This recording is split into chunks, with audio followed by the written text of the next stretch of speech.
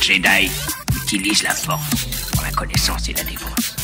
Jamais. Ce sont des clients très importants, ils ne peuvent pas attendre. Eh ben, ils vont apprendre. Nous avons juré de protéger jusqu'à la mort la pierre du temps. Et j'ai juré de plus manger de glace, mais Pareil qu'on a créé un parfum pour moi. Ah, ça nous botte tous de t'entendre dire ça. Il faut avouer que voir Donnie massacrer un nazi, c'est presque aussi chouette que d'aller au cinoche. Bienvenue dans ce nouvel épisode de LCDS. LCDS, c'est le format critique de la nuit des sorties, où l'on analyse un film ou une série. Et pour ce faire, je suis comme d'habitude avec Al. Bonsoir Al. Bonsoir Ista, comment ça va? Ça va et toi? Ça va, écoute, petite journée, je crois que... Ouais, je pense que c'est un petit peu... c'est Fainéantise là qui est dans ma tête et qui a pris le contrôle, je crois. Donc, et toi, c'est qui est en contrôle là? C'est qui est en contrôle Bonne question. Ah, c'est Joie, parce que je suis content de faire un podcast avec toi. Voilà, c'est toujours Joie, lui. N'importe quoi. Je n'y crois pas, voilà. Bref, on est un petit dimanche, voilà. Moi, je suis un peu fatigué, je sais pas, je suis... Après, il y a un peu Peur qui est là aussi, mais bon. Vu ce qui se passe. Oui, bon. Politiquement, voilà, mais bon. Après, Peur est là tout le temps aussi, c'est le truc, je pense. Donc c'est assez compliqué, quoi. Ouais, bon, bah, on va revenir sur Vice Versa, voilà, avec une magnifique intro en rapport avec le thème. Ouais, bah, on avait fait déjà un épisode sur le premier il y a quelques semaines, donc allez l'écouter. T'avais dit quoi, Ista? T'avais dit que t'avais aimé? Bah oui, j'avais été très dithyrambique sur le film, j'avais dit que j'avais beaucoup aimé, que c'était plein d'idées, que c'était vraiment chouette, que c'était une des meilleures productions Pixar de ces dernières années, voilà. Bah ouais, pas pareil, voilà. Allez écouter notre avis plus en détail, mais ouais, moi aussi c'est un des mes Pixar préférés tout simplement, et oui, je pense que c'était une grande réussite, et même le revoir, c'était de voir des choses que j'avais pas forcément vues à l'époque, et donc ouais, c'est super, et ouais, donc là il y a Vice Versa 2 qui va sortir, c'est un gros pari pour Disney, puisque on va pas se mentir, Pixar en ce moment c'est pas la forme, c'est pas la plus grande forme, hein. Bah après, il y avait l'année élémentaire qui avait très mal commencé, mais qui avait fini par bien se rattraper quand même au final. Ouais, il avait réussi à bien remonter, mais c'était pas des chiffres du tout. Oui, c'était pas des chiffres fous. Et au niveau de l'époque, enfin depuis le Covid, en fait, il y a eu que des bides. Bah c'est difficile parce qu'en fait, il y a beaucoup de choses qui sont sorties sur Disney+ aussi. Bah c'est ça, surtout quoi. Mais après, en vrai, même créativement, Pixar, on va pas se mentir que depuis quand même, enfin, on va quand même tous s'accorder à dire que depuis 10-15 ans, enfin, leur meilleur film c'était avant quasiment, tu vois. Et à part peut-être pour moi Vice Versa 1, que pour moi est un des meilleurs Pixar, le reste, je trouve que voilà, leur meilleur film, les Wall-E, des trucs comme ça, c'était avant, quoi. Bah, il y a Coco qui avait fait beaucoup parler quand même. Coco avait été beaucoup apprécié quand il est sorti. Je trouve ça sympa, mais je trouve pas ça dingue, moi, Coco. Enfin, je trouve pas que c'est un des leurs meilleurs, tu vois. Je dirais pas ça. Même si c'était peut-être un des meilleurs Pixar depuis des dernières années. On va pas se mentir aussi, mais ouais, moi, je trouve ça un peu compliqué. Voilà, j'ai pas vu les Voyages d'Arlo, les trucs comme ça, mais bon. Je vais pas te mentir, ça m'a pas l'air fou. Après, on a eu toutes les suites de Cars, Cars 2, Cars 3, puis on a eu Toy Story 4 que moi je porte pas vraiment dans mon cœur, même si je trouve pas que c'est un mauvais film, mais je trouve pas que c'est très bien. Ouais, c'était très compliqué, même ces dernières années, les films que j'aime beaucoup, enfin que j'aime bien, genre Elemental, j'aime bien, et Alerte Rouge j'aime bien aussi. C'est pas des films non plus, je vois quand même que c'est pas au niveau de Wall-E, je vois que c'est pas au niveau des Indestructibles pour moi, c'est ce genre de choses, quoi, donc c'est assez compliqué. Et financièrement aussi, c'était compliqué, parce que là on va y venir, mais ils ont pas eu de succès depuis un moment, quoi.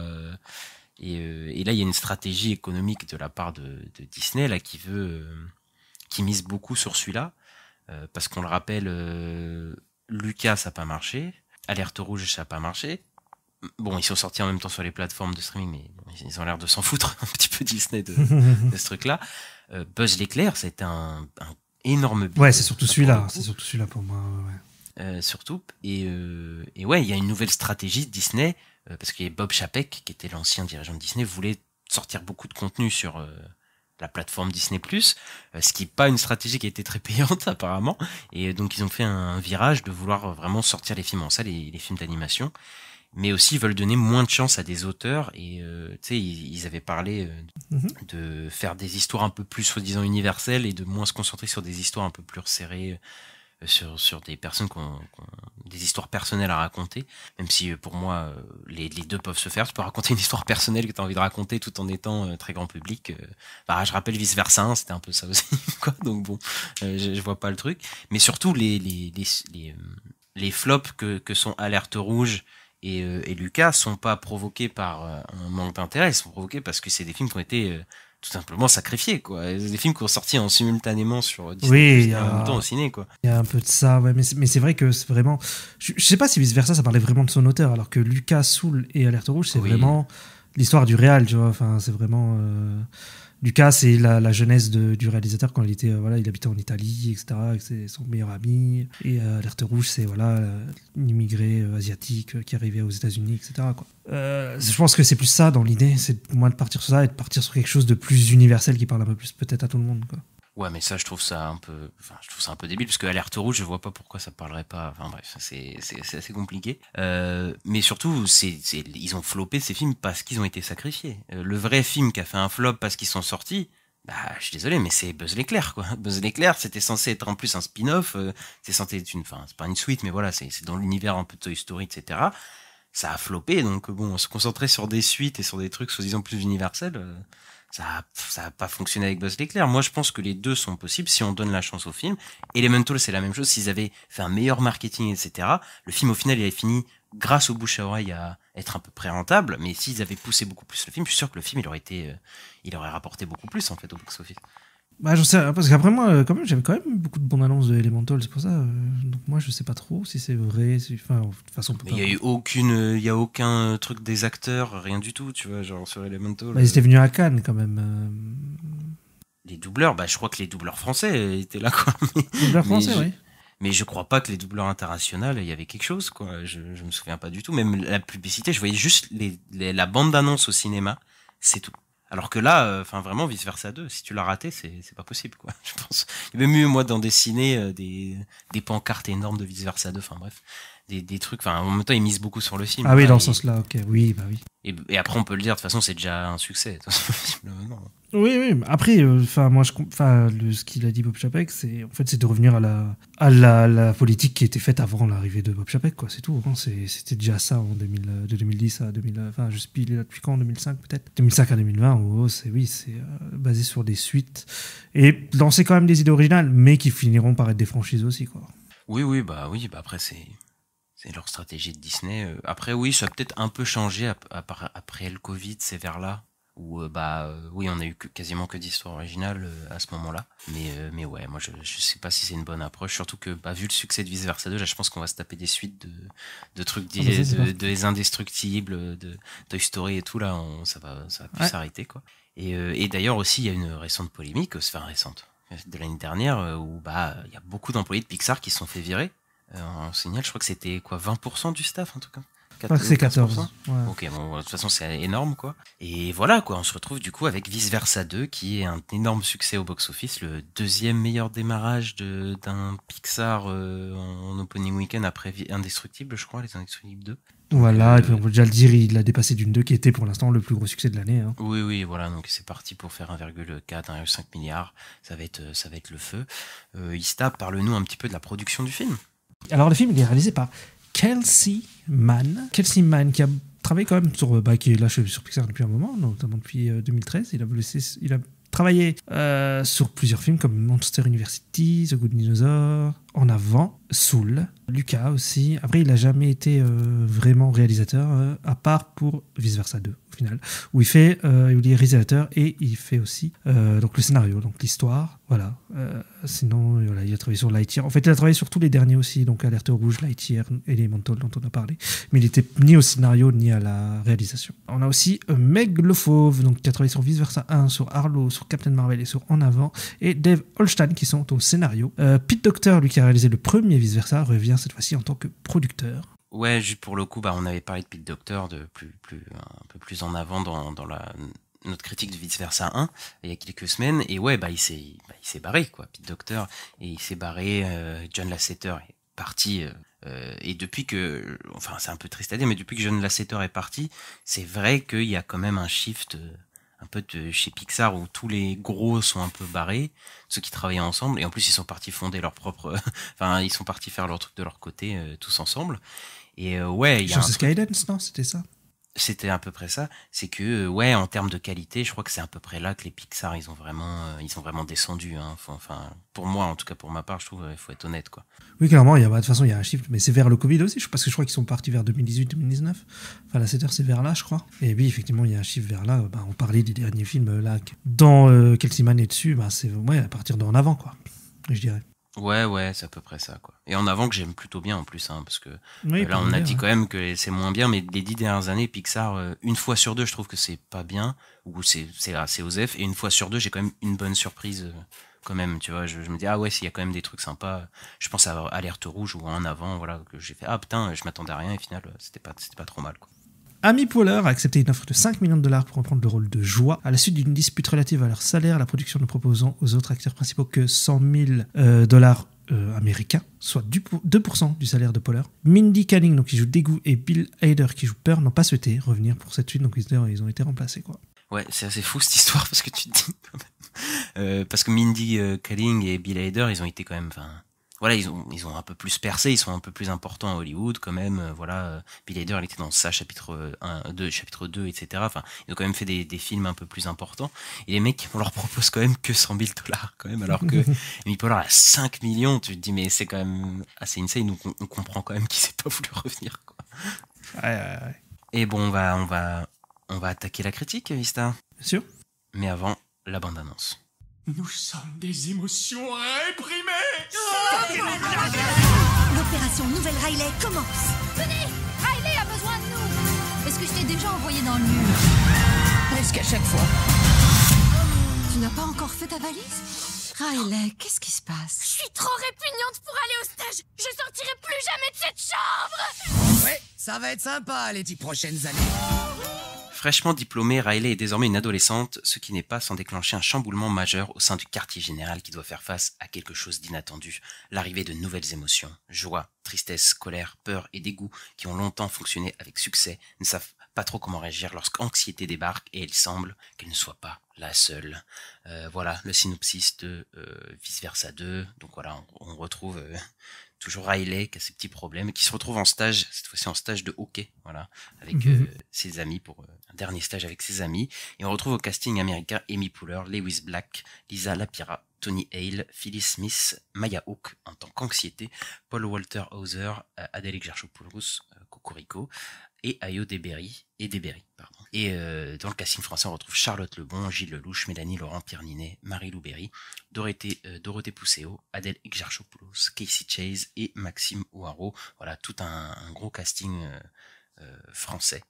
Et je vais te demander la traditionnelle, je vais te poser la traditionnelle question. Ista, qu'est-ce que tu as pensé rapidement du film Vice Versa 2?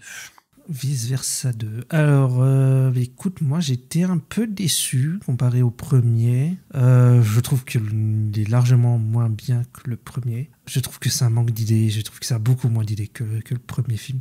Il y en a quand même, il n'y a pas rien non plus. Il y a des trucs sympas, il y a des moments où d'autres moments où j'ai rigolé. Le film il passe bien quand même, il est agréable à regarder, il y a des personnages attachants et tout. Mais je trouve que ça raconte pas grand chose. Je suis un peu déçu parce que je trouve que l'aventure est pas folle, quoi. Au niveau des émotions, notamment les émotions originales qu'on a connues dans le premier film, qui ont une aventure qui démarre bien, mais qui je trouve au final n'arrive pas vraiment à s'élever. À part juste la fin du film qui a un moment plutôt sympa, mais moi j'ai un problème avec le milieu du film, quoi, en gros. Ok, ouais, pareil, je suis assez d'accord avec toi pour le coup. Je trouve un des bons points qui me faisait peur, c'est que le film il dénature pas vraiment le premier. Je trouve qu'il a vraiment une raison d'exister. On en parlait dans notre critique de Vice Versa 1. Vice Versa, qu'il y ait des suites, ça me dérange pas du tout parce que je vois vraiment le truc de chaque étape de la vie de Riley. Et ici, c'est une digne suite du premier et pas comme Toy Story 4, parce que Toy Story 4 pour moi n'avait pas de raison d'exister, et je trouve que ça gâchait un peu la fin du 3. Ici, je trouve qu'il y a une raison d'être du film, voilà. Mais passer ça, oui, c'est une déception, mais une déception attendue pour moi, le film. Je m'y attendais clairement, et son plus gros problème, c'est qu'il souffre en fait de la comparaison avec le premier. C'est loin d'être un mauvais film pour moi, mais en fait sur quasiment tous les points, je le trouve en dessous du premier en fait, et c'est ça le problème. On sent qu'il a été un peu plus fait pour, je vais pas dire l'argent, mais voilà, il était un peu fait pour faire une suite, alors que le premier, j'avais vraiment l'impression qu'ils avaient une vraie envie, que Pete Docter, il avait une vraie envie, ils ont vraiment développé l'histoire sur, je crois que c'est au moins 5 ans, etc. Ça a vraiment pris du temps parce qu'ils avaient une vraie idée, ils avaient une vraie envie, et là, c'est assez compliqué.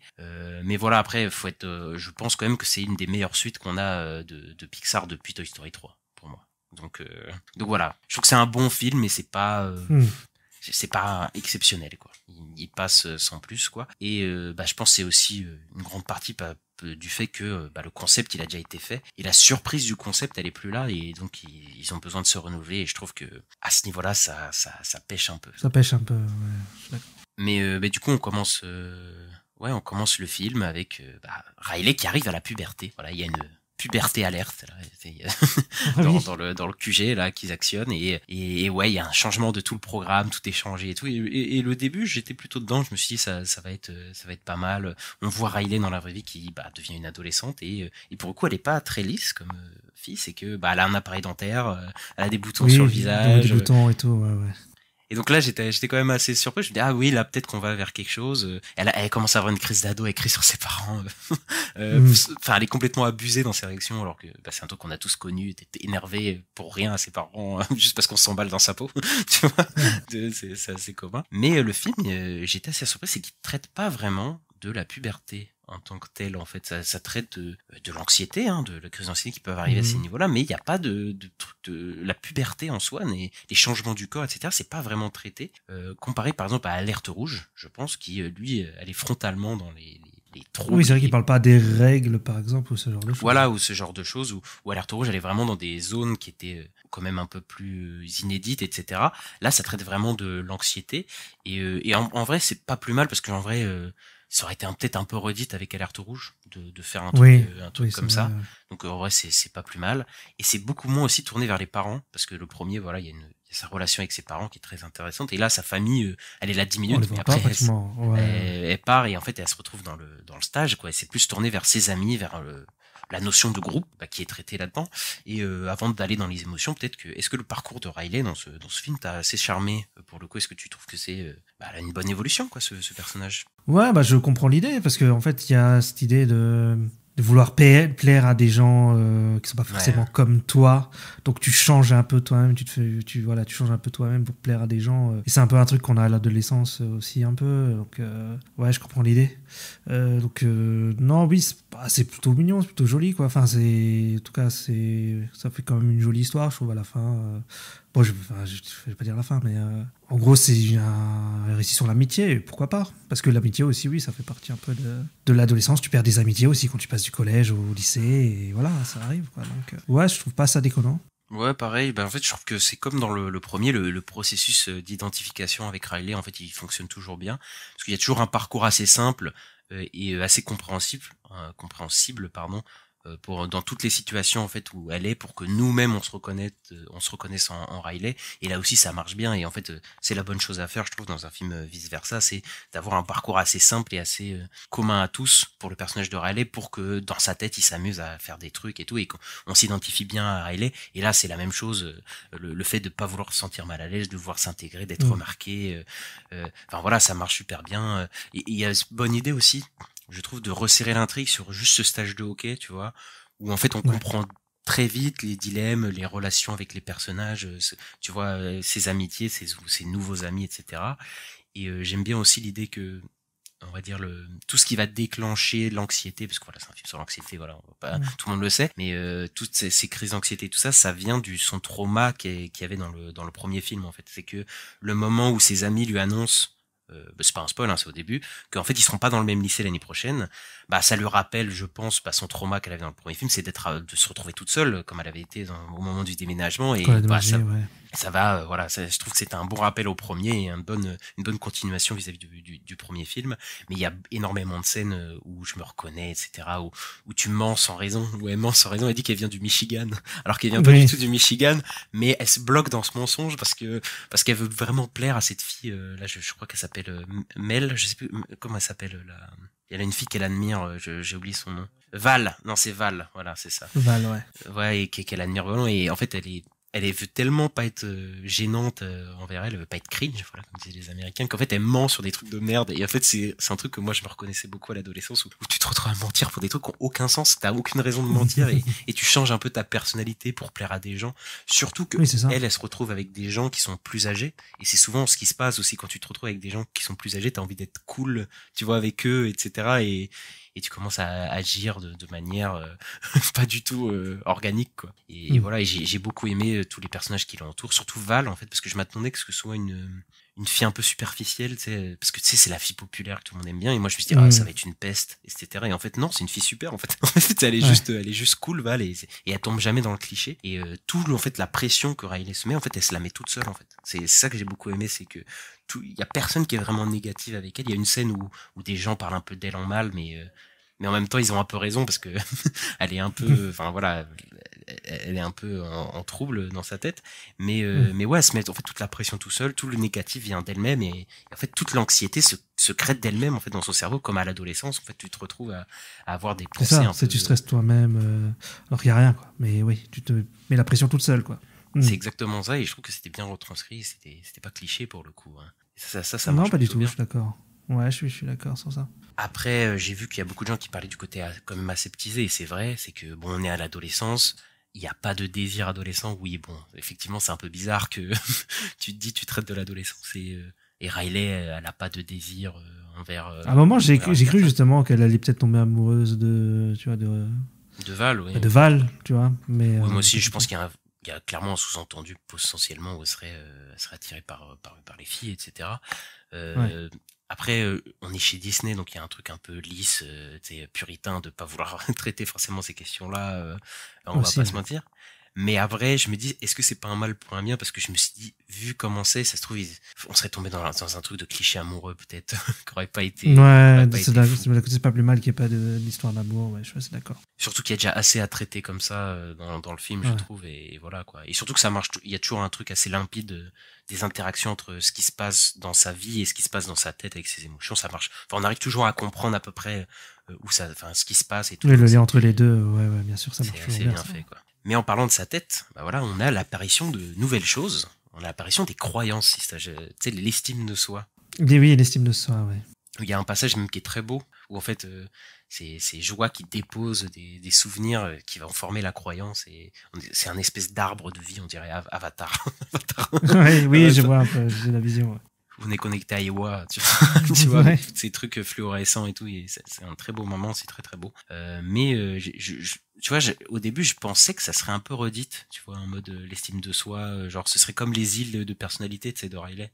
Ouais, mais non, mais au final, j'ai l'impression qu'ils reprennent ça pour faire à peu près comme les souvenirs dans le premier. Oui, mais il y a un système qui est assez similaire, mais en fait, j'avais peur que ce soit la même chose, en fait, mais en fait, c'est pas exactement la même chose, parce que dans le premier, ces îles de personnalité et tout ça, en fait, ça crée qui elle est. En fait, tu sais, c'est sa personnalité, comment elle est. Et là, l'estime de soi, c'est pas exactement la même chose, en fait, parce que l'estime de soi, c'est pas comme ce que t'es, c'est comment tu te perçois, en fait, toi-même. Et c'est là où à la sortie du film, je dis, ouais, en fait, c'est pas la même chose du tout, parce qu'en fait, tu peux être quelqu'un de très bien et tout ça, mais avoir une perception de toi, une estime de soi qui est à zéro, en mode, je suis de merde, tu sais, j'arrive à rien, et ben, c'est ce qui se passe dans le film, tu vois, alors que c'est une fille qui est comme assez sympa, je pense Riley, tu vois, qui est cool, mais elle a une estime de soi qui est, voilà, et donc, en fait, je trouve que c'est un bel apport, je trouve, au film, quand même. Ouais, ça marchait bien, ça marchait bien, je suis plutôt d'accord avec toi, ouais.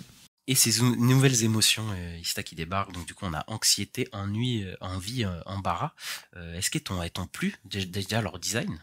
Potentiellement on peut s'arrêter là-dessus. Est-ce que ça t'a charmé autant que ceux les émotions du premier film, du coup? Pas tous, genre envie, je comprends pas trop le délire. Ouais. pourquoi ce design, je sais pas trop. Anxiété, je trouve ça marche bien, les cheveux en pétard et tout. C'est le personnage est anxieux, il a des gros yeux. Ouais, ok, ça marche. En fait, vous voyez, pour moi, ça marche. En fait, il y a que Envie où je comprends pas trop, mais Ennui, oui. Le personnage là qui est sur son canapé qui fait tout avec la tablette tactile, c'est un peu marrant. Et Embarras, ça marche bien aussi, je trouve. Le personnage qui est embarrassé et qui est un peu gros et tout. Oui, bah c'est ça, c'est la représentation de l'embarras qui en fait prend énormément de place. Mais en fait, tu sais, quand t'es embarrassé, mais en fait, il essaie tout le temps de se cacher, mais vu il est assez énorme et assez massif, je trouve que c'est une bonne représentation de ce que c'est l'embarras, parce que bah, c'est ça le challenge aussi des vice-versa, c'est de représenter des émotions physiquement, enfin visuellement et tout, alors que bah c'est des émotions, techniquement des émotions tu peux pas les représenter, donc c'est tout un challenge de réussir à ça. Et ouais, bon, Ennui, bon voilà, c'est une émo gothique, on va pas se mentir, c'est une émo gothique, voilà, qui en plus ils ont pris une actrice française même dans le doublage anglais pour faire le truc. Je me suis dit putain, ils ont une vision de nous les Américains qui est assez drôle quand même. Et ouais, Anxiété, je trouve que ça marche de fou quoi. Elle a des dents de devant qui sont complètement, enfin, elle a un sourire assez malaisant quoi. Et on dirait qu'elle boit trop de café quoi. Anxiété. Elle a les cheveux en pétard et tout, elle bouche de partout et ça marche plutôt bien. Et je suis d'accord, Envie c'est le moins réussi. Même si je crois avoir compris ce qu'ils essayaient de faire avec Envie, c'est que elle a un tout petit corps et des très gros yeux. Donc tu sais, quand t'as les yeux un peu plus gros que le ventre, je pense, tu vois, ou ce genre de choses. Ah ok, d'accord. Okay. Mais effectivement, je trouve que c'est le moins recherché.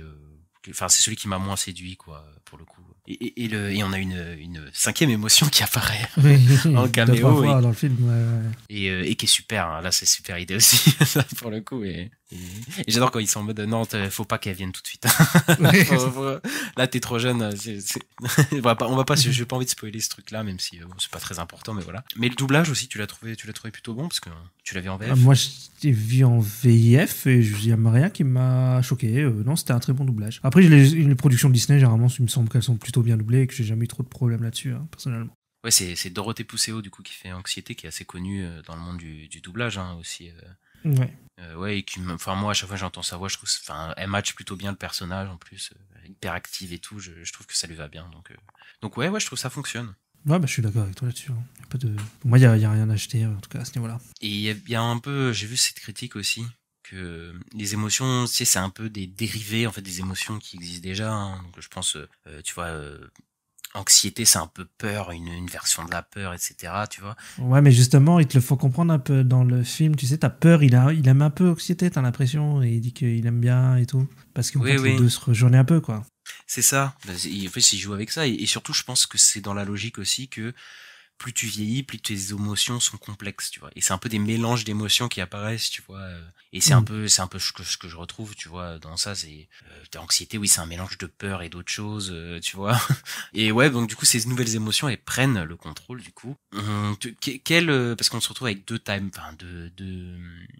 aventures en parallèle. Deux aventures en parallèle dans sa tête, ouais. Un peu comme le premier, oui, effectivement. Hein. Un peu comme le premier, oui, ça reprend un peu ça, sauf que là, t'as toute l'équipe originale qui se retrouve dans les tréfonds, là. C'est ça, ouais. Et les nouveaux qui se retrouvent à contrôler la tête de Riley. Bon, pour le coup, les intrigues avec les émotions primaires, en tout cas, qui vont au voyage, ça t'a pas plu Bah ça m'a pas marqué plus que ça m'a un peu déçu. Je trouve comparé au premier où il y avait c'était vraiment blindé d'idées toutes les 5 minutes avec un peu tous les endroits et tout qu'on visitait.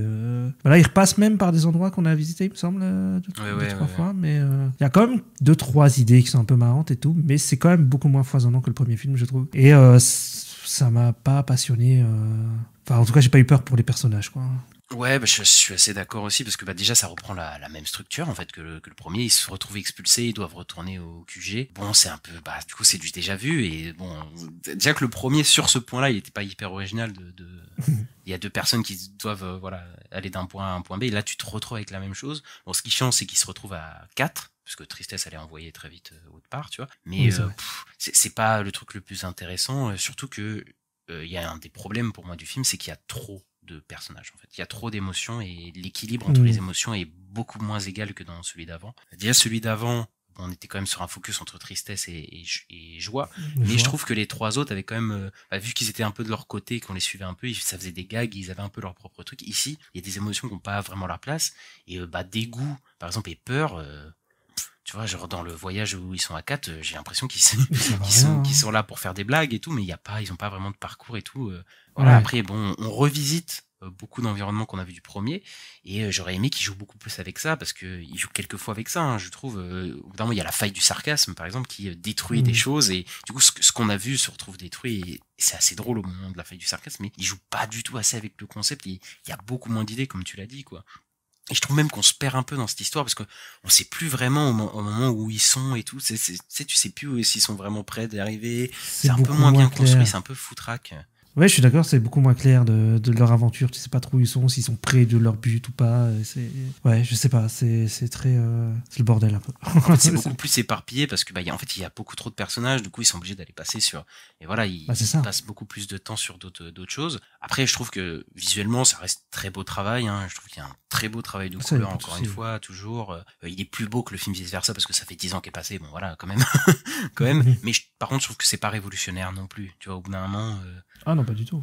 Après, je pense que Pixar, ils ont atteint un plein fond à un moment, et que voilà, là, ils sont à un niveau, le plafond, il faut qu'ils changent un truc, quoi. C'est que, là, je regarde. Il faut carrément un autre style, parce que là, tu peux pas aller plus haut que ça, quoi. En fait, tu peux plus, voilà, ce qui se passe dans la vie réelle, par exemple, avec Riley et tout, enfin, tu prends Vice Versa, celui maintenant, en disant, il y a pas tellement de trucs à changer, c'est plus, voilà, techniquement, c'est un peu plus abouti, etc., mais c'est pas non plus, tu vois, tu vois pas la différence de malade, quoi. Alors qu'il y a quand même beaucoup de studios à côté, voilà, on pense à Spider-Verse, etc., qui ont quand même repoussé certaines limites, et qui ont su proposer autre chose, donc, ouais, là, je pense que Pixar, faut qu'ils arrivent quand même à changer certains trucs, parce que ouais, je pense que là ils peuvent, ils ont atteint un plafond, en fait, avec ce qu'ils font actuellement. Ouais, bah clairement, sur ça, je suis d'accord avec toi. Je trouve aussi que oui. En fait, c'est toujours très lisse. Après, c'est dans la DA du premier film, donc c'est logique et ça me choque pas. Mais oui, c'est vrai que j'ai pas été époustouflé ou quoi par le film à un moment, me dire waouh, c'est incroyable techniquement et tout. Même la mise en scène, en vrai. Même la mise en scène, je trouve qu'elle fait moins rêver. Elle est moins extraordinaire, tu sais, dans la tête et tout. Bah, parce qu'en même temps, il y a moins de décors, il y a moins de trucs à mettre en valeur, mais ça se ressent, quoi, que c'est plus, Pete Docter, je pense que c'était quand même quelqu'un d'assez créatif et assez virtuose, et là, c'est quand même un peu moins bien. Après, voilà, là, on a commencé à critiquer le film, mais le film, quand même, on s'ennuie pas, hein. Le film, je trouve qu'il va à 2000 à l'heure quand même. Genre, les 1h30, là, il passe à une vitesse, c'est un truc de fou. Mais c'est aussi peut-être un problème, c'est qu'on s'attarde pas assez aux endroits de sa tête, du coup, en fait. Donc en fait, ça revient au problème c'est pas assez développé les concepts dans sa tête. Ouais, mais je pense qu'aussi le fait que t'as l'intrigue des émotions comme anxiété, tout ça, qui est importante, plus t'as l'intrigue donc des 4 émotions qui se baladent, qui est aussi importante, et plus l'intrigue en dehors, ça fait que t'as 3 intrigues qui se chevauchent. Alors dans le film, t'en as plutôt 2, parce qu'au final, t'as pas vraiment les émotions qui restent à gérer Riley dans le premier film. Bon, c'est pas vraiment une intrigue, quoi. C'est juste pour des gags plus qu'autre chose au final. Oui, c'est ça.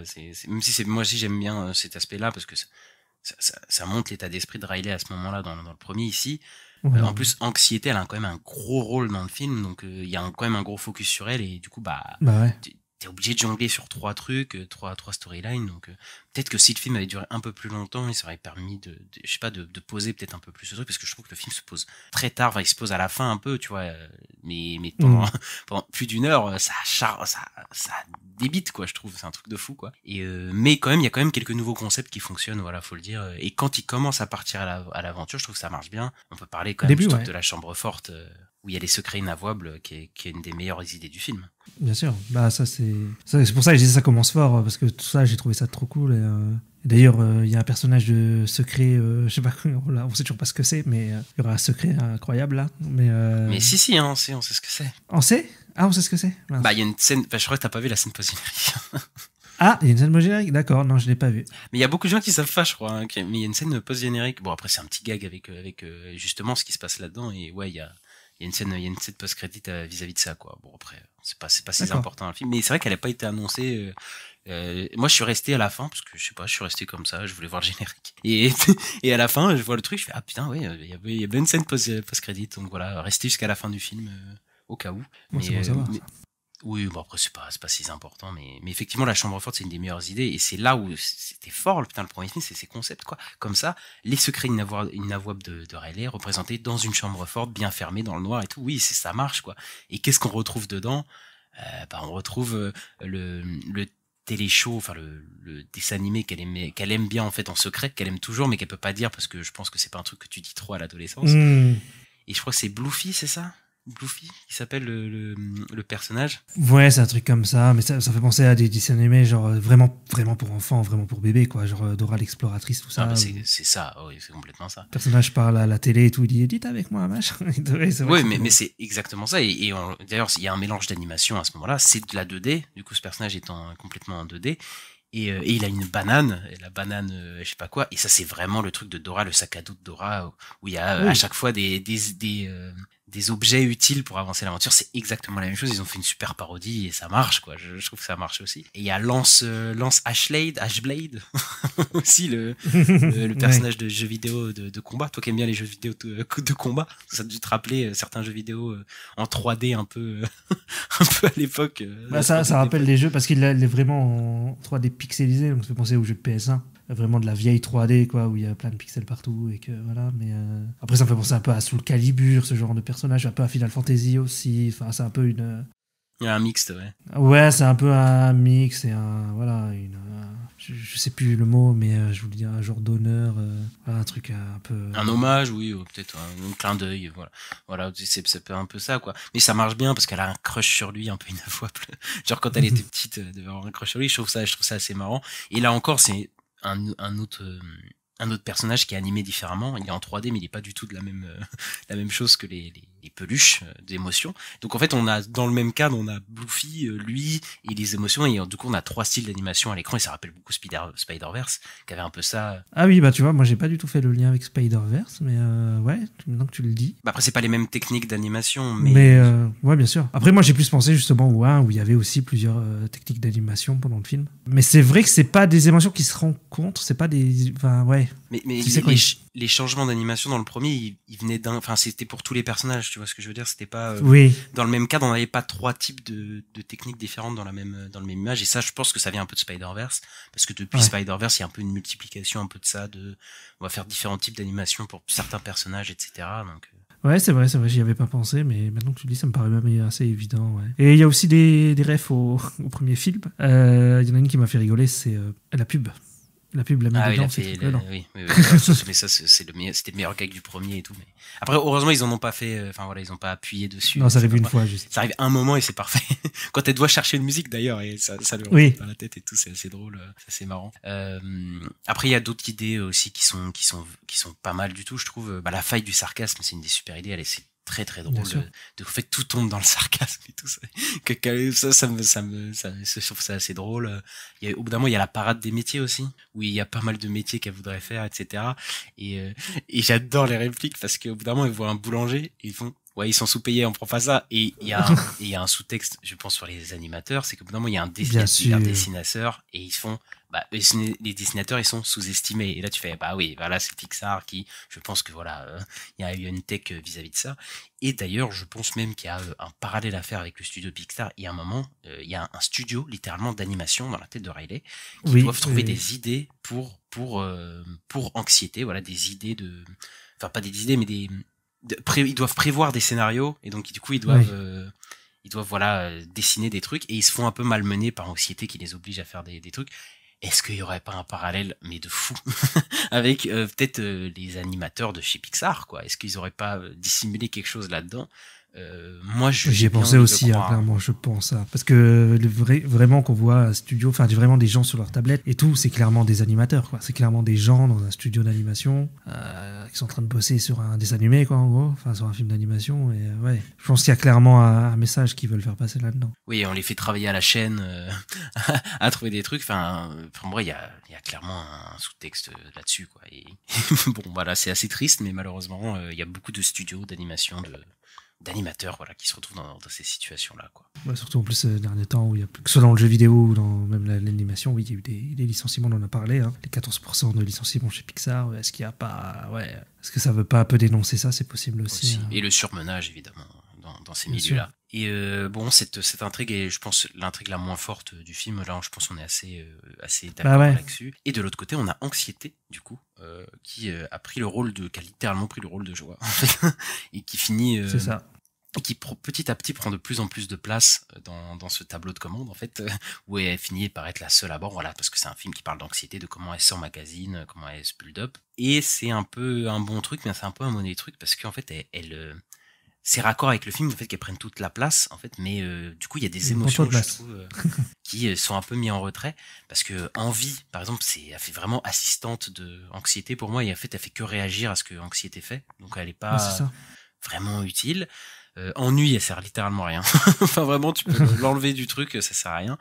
Et il y a que Embarras qui a un petit rôle, voilà, avec Tristesse, etc., qui a un rôle un peu dans la narration, mais sinon c'est tout, quoi. C'est vraiment que sur anxiété. Hein. Oui, bah complètement. J'ai même envie de dire, c'est le personnage principal du film, c'est celui qu'on voit le plus. C'est vraiment autour de ça, et c'est peut-être un peu trop, quoi. Même si je comprends l'idée, parce que oui, elle est anxieuse, parce qu'en plus elle va changer d'école, hein. Elle va perdre ses meilleurs amis, ils sont plus dans la c'est ses amis qui partent dans une autre école. Voilà, ses amis partent dans une autre école. Voilà, donc je peux comprendre, mais est-ce que c'est pas trop, enfin je sais pas. C'est peut-être trop focus sur ce personnage-là, et à côté les autres ils servent à rien, et c'est un peu dommage, quoi. Bah je suis assez partagé par cette idée aussi, parce qu'en fait je pense que c'est le meilleur personnage du film, hein, Anxiété. Je trouve que vraiment son parcours et tout ça, c'est vraiment super. Mais effectivement, oui, du coup, ça fait de l'ombre à d'autres émotions. Et donc voilà, enfin, en fait, je me dis pourquoi avoir ajouté l'ennui, en fait, dans ce cas, par exemple, et pas juste le supprimer. Après, bon, ça fait quelques gags, etc. Mais ouais, c'est ça, ce que je veux dire, ça fait du coup, il y a un déséquilibre total, parce que, bah, du coup, là, maintenant, ils sont à 8-9 émotions, du coup, en tout, là, et même 10 sans compter la petite caméo de l'autre. Mais, enfin, du coup, c'est ingérable d'avoir tout ça, et voilà, du coup ça prend trop de place, mais je trouve que le parcours d'anxiété est vraiment super. Elle a un peu un parcours inverse à Tristesse dans le premier, parce que en fait Tristesse elle se sent inutile, voilà, elle est rejetée par Joie qui en me demande va faire un truc ailleurs, et à la fin on découvre une certaine utilité au personnage de Tristesse, et en fait voilà, on découvre que les émotions c'est pas tout noir tout blanc, voilà, que la tristesse c'est pas une émotion forcément négative, et là Anxiété c'est l'inverse, c'est qu'au début elle est très utile en fait pour Riley, en fait, au début du film, c'est que au tout début, ouais. Et c'est ça qui est super aussi pour ce film, c'est que c'est pas binaire, c'est pas genre anxiété c'est une mauvaise émotion, c'est qu'au début non, elle lui sert vraiment à se pousser, à se dépasser au début pour le hockey. Enfin voilà, il y a une vraie utilité à ce personnage, et bah voilà, c'est malheureusement on se rend compte que le surplus d'anxiété, bah ça va entraîner une crise d'anxiété, etc., et que c'est mauvais. Et là il y a un peu un problème pour moi dans le film, c'est sur sa finalité, c'est que c'est un peu la même morale que le premier en fait. Oui, bah oui. Mais ça, il y a clairement un lien à faire entre la fin du 1 et la fin du 2. Et c'est la même morale, bah c'est ce que dit Joie. C'est que toutes les émotions, elles servent aucune n'est mauvaise, elles sont toutes utiles, quoi. Elles sont toutes utiles et elles sont toutes complémentaires, donc en fait voilà, le surplus d'une émotion n'est jamais bon, et qu'en fait ce qui fait Riley, et même je crois que c'est même dit littéralement dans le film, c'est le mélange de toutes ces émotions, c'est le mélange de tout le monde qui fait qui est un être humain, et ce qui fait Riley, mais du coup c'est la même chose que le premier, tu fais oui, mais c'est la même morale, quoi. Vous l'avez déjà dit, quoi, ouais. C'est ça. Sauf sur une autre émotion, quoi, sur l'anxiété au lieu de la tristesse, quoi. Ça. Même s'il y a quand même le truc de l'esprit de confiance en soi, qui est un peu... Mais je trouve que l'estime de soi, pour moi, ça me rappelle la fin des souvenirs à la fin du film, du premier film, en fait. C'est pour ça que je faisais un lien entre les deux. Oui, mais après c'est la même trame, hein, pour les persos, enfin, pour les personnes dans sa tête. Hein. C'est ça, ouais. Mais c'est pas la même trame exactement pour Riley, en tout cas dans la vraie vie. Et il y a la fameuse scène de crise d'angoisse, de crise d'anxiété, et tu as trouvé que c'était plutôt bien représenté. Je sais pas si t'en as déjà fait, le mec. Est-ce que tu as angoissé tout le temps?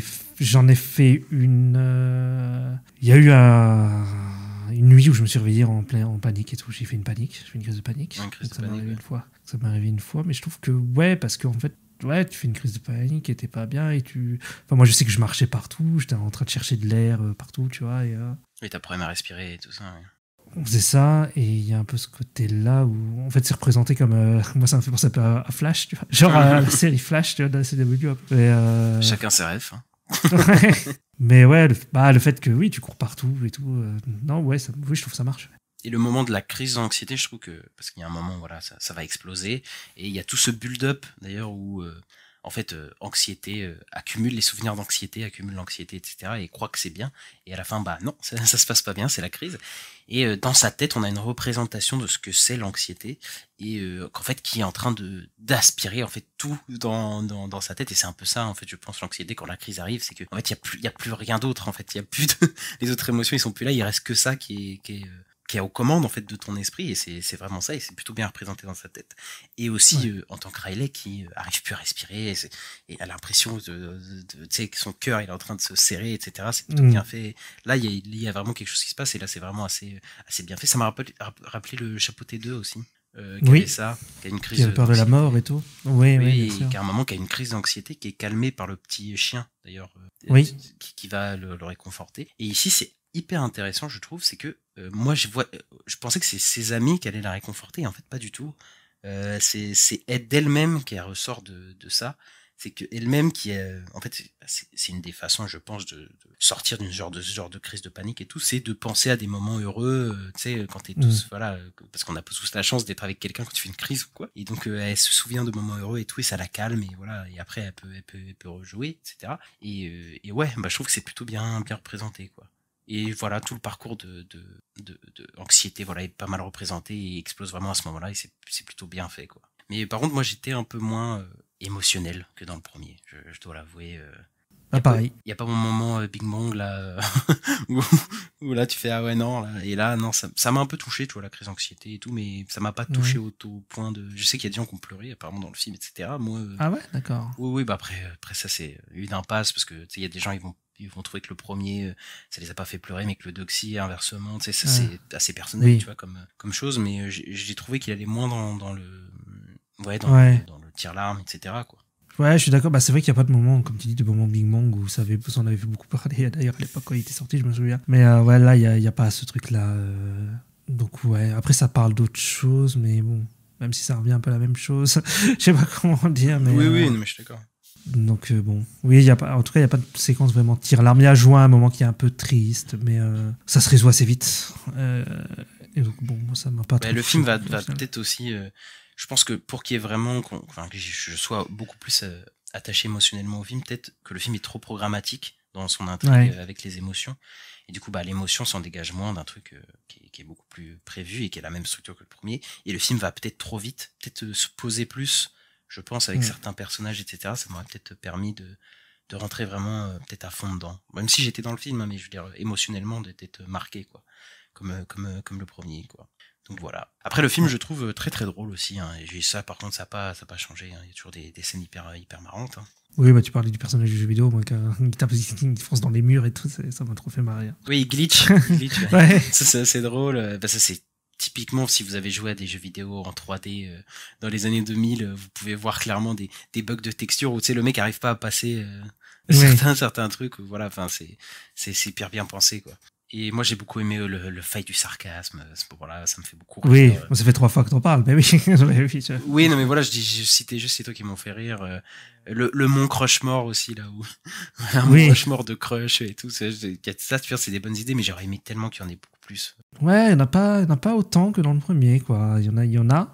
C'est pour ça que je dis il y en a quand même, mais je peux pas dire qu'il y a rien et tout. Mais t'as vu, ils ont supprimé les émotions aussi. Ils avaient prévu de mettre aussi guilty, donc culpabilité en haut, et suspicious. Ouais, mais déjà qu'il y a tellement d'émotions dans le film, là, c'était pas possible, je pense.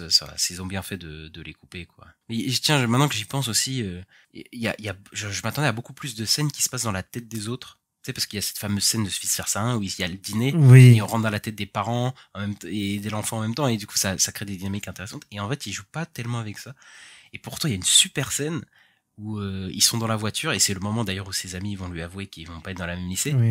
Et t'as Dégoût qui prend les commandes, et ils sont en mode attends, là il se passe un truc là, suspicion, zoom sur les sourcils et tout, tu fais attends, là il se passe et là tu vas dans la tête de l'autre, et l'autre aussi elle est en mode suspicion, et tu sais, t'as ce truc là, et ça je trouve que c'était super bien trouvé, quoi, parce que c'est un peu vrai, tu sais, des fois quand tu vois tu vois qu'il y a un truc qui va pas dans la réaction de tes amis, t'es en mode attends, là il se passe un truc bizarre et tout, tu les questionnes et tout. Je trouve que c'était très drôle et très bien fait, quoi. Oui, regarde les sourcils, ils sont levés. Ouais. Mais de toute façon, la première partie du film pour moi elle est très bien, et c'est vraiment le milieu du film pour moi qui pêche, c'est-à-dire que la fin est très bien, le début est très bien, mais pour moi il y a un vrai creux au milieu, quoi.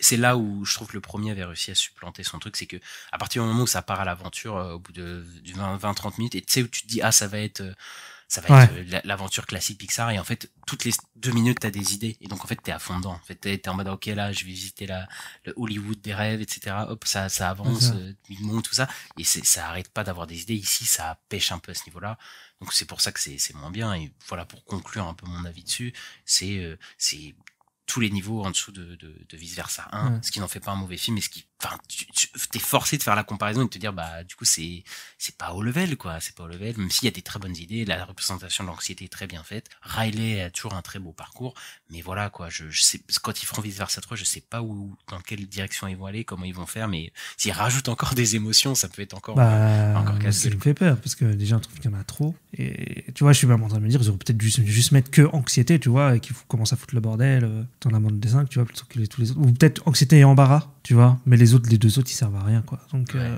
ou alors, peut-être te rajoutes des émotions, mais les autres émotions, tu te concentres pas vraiment dessus. Enfin, en tout cas, tu fais... Oui. Tu sais, tu fais des sketchs un peu avec eux pour voilà, parce que ça peut être assez sympa, mais tu te concentres vraiment comme dans le premier où t'étais en mode avec joie et tristesse, et voilà, c'était vraiment leur parcours à deux, et t'avais vraiment un ancrage avec eux, alors que là, ça part un peu dans tous les sens, quoi. On se demandait à l'époque, quand ils avaient annoncé les nouvelles émotions, là, comment ils allaient faire, alors que tu sais, on voyait dans la tête de tout le monde à la fin du film et tout. Et, en vrai, à un moment, tu vois dans la tête du père et tout, en fait bah, t'as Anxiété qui est là, qui arrive et qui dit... Oui, qui était en mode... oui, c'était un passage à l'adolescence, peut-être aussi, et c'est pour ça qu'elle était pas là. Après, ça, je pardonne un peu le film, parce que le premier, bah évidemment, ils avaient pas prévu de forcément de se dire, voilà, donc c'est un peu un retcon, mais c'est un retcon, voilà, c'est comme toutes les suites, des fois, bah t'as une suite qui est faite, bon, bah, il y a un truc qui était pas prévu dans le premier, c'est pas, enfin, moi, ça me dérange pas, ces incohérences-là, je trouve ça assez normal, tu vois, ça me surprend pas, quoi. Par contre, tu vois, je suis déçu du générique de fin où je m'attendais à un truc comme ça, et celui-là, dans le deux, il est pas fou, quoi. Alors que le générique de fin du premier, ça allait dans la tête des chiens et tout. Tu te disais, putain, oui, c'est ça, quoi. Là, ils auraient pu faire un truc pareil, c'est vraiment dommage. Ouais. On a l'impression qu'on n'aime pas du tout le film, mais en fait, le film est vraiment pas mal, pas quoi. Quand même pas, mais ouais, il est pas au niveau du 1, quoi. Et le 1, en tout cas pour moi, c'est vraiment un des meilleurs Pixar, donc voilà, forcément, ça fait très mal, quoi. Et après, par contre, je serai là pour Vice Versa 3, 4, 5, toutes les années de la vie de Riley, hein, je serai là, quoi. Quelque chose à rajouter, ici? Tout pareil. Déçu, mais oui, j'arrive voir les suites. C'était pas désagréable non plus à regarder. J'ai passé un bon moment. Mais un peu déçu quand même. Le 1 reste largement au-dessus. Mais j'ai quand même envie de suivre la vie de Riley. Donc un 3e au moins, pour faire au moins une trilogie, pourquoi pas. Voilà, après, je pense que trilogie, t'es très confiant, je pense que ça va être quadrille, je sais pas combien de logies là, vu que le film ça va être un peu leur nouveau Toy Story, je pense, hein, clairement. Hein. Ouais, tout en gardant Toy Story. C'est ça.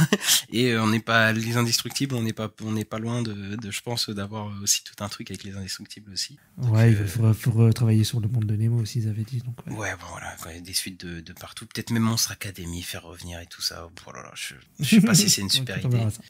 Ouais. Voilà. Leur prochain film à Pixar, c'est Elio, du coup, qui doit sortir l'année prochaine. Donc c'est un projet original sur le coup. C'est ça, avec des extraterrestres, etc. Donc ça peut être assez sympathique. On va voir ce que ça va donner. Et voilà, Ista, pour cet épisode. Ouais. On passe aux sorties de la semaine. Bien sûr. Qu'est-ce qui se passe cette semaine? Et bah cette semaine, on a le Comte de Monte Cristo. Et oui, le blockbuster de Pathé après les 2 opus, les 3 mousquetaires. Voilà, on a le Comte de Monte Cristo avec Pierre Ninet qui sort et qui durera presque 3 heures. Et il y a des plutôt bons retours sur le film, donc on verra ce que ça donne. Ouais, effectivement, c'est étonnant, mais on verra. On a aussi Kinds of Kindness, donc le nouveau film de Yorgos Lanthimos avec encore une fois Emma Stone. Donc c'est le réalisateur de Poor Things, donc c'est le duo qui revient. Mais il y a aussi Jesse Plemons et Willem Dafoe qui était aussi dans. C'est ça, ouais. C'est un film à plusieurs parties, je crois. Il y a 3 ou 4 parties. 3, je crois, ouais. Donc voilà, il y a un film qui est assez long aussi, je crois qu'il fait plus de 2h30, un truc comme ça.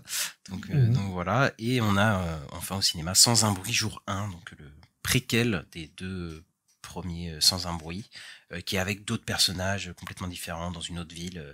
Et ça promet d'être un spectacle assez sympathique, donc on vous en parlera peut-être mardi prochain.